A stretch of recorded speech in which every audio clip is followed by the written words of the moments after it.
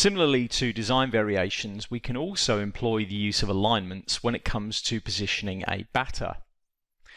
We're going to be using a civil site design alignment which has been pre-created for us for the purposes of this particular batter override.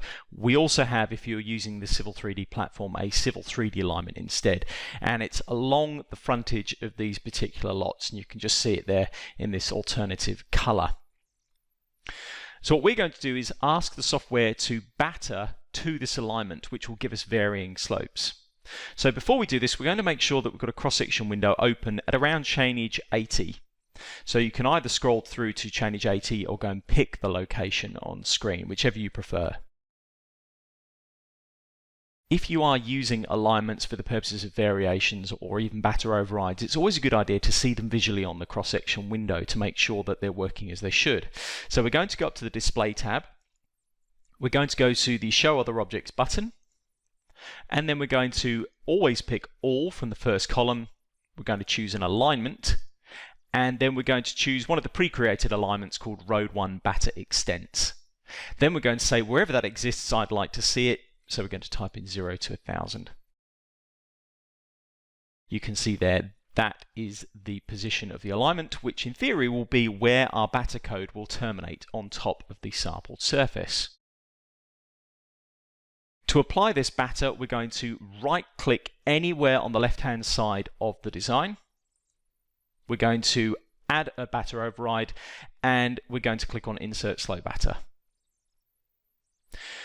In this example, we are going to reduce the chainage range so that we don't tell it to use the alignment all the way around, because we already have a batter override on the left past chainage 180. So we're going to type in 180. The side is the left, and we're simply going to scroll down the list until we can see left maximum offset alignment, making sure that we leave all these values as 0. Once you've clicked on that cell, you need to click on the pull down and choose the alignment Road 1 Batter Extents. And once you've done that, click Apply.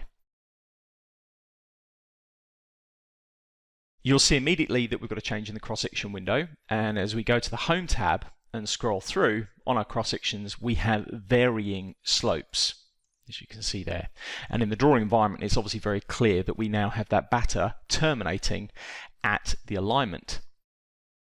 There is a change that we can make to this particular batter override, which will allow us to use the alignment but also achieve a slope of our choice.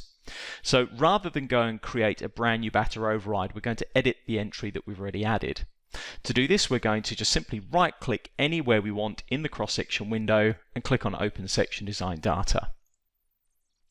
In there, we will see our entry, which is being applied currently at chainage 75, as you can see. And we are going to, this time, type in a slope for the left-hand side of 1 in 5 for the cut and 1 in 5 for the fill. If the software can achieve a 1 in 5 batter, it will batter to the surface at 1 in 5. If that 1 in 5 projects past the position of the alignment will restrict it. So let's see how this will work by clicking on Apply. You can see actually at chainage 75 that the cross-section hasn't updated. So let's close down the section design data form. And the reason for that is because the 1 in 5 would clearly be projecting past the alignment, so the alignment has restricted it. If we scroll further around our cross-sections, and you can see there, if we get to, say, for example, chainage 110, 1 in 5 is achievable. So it puts the 1 in 5 in. Let's now have a look at the design in Model Viewer.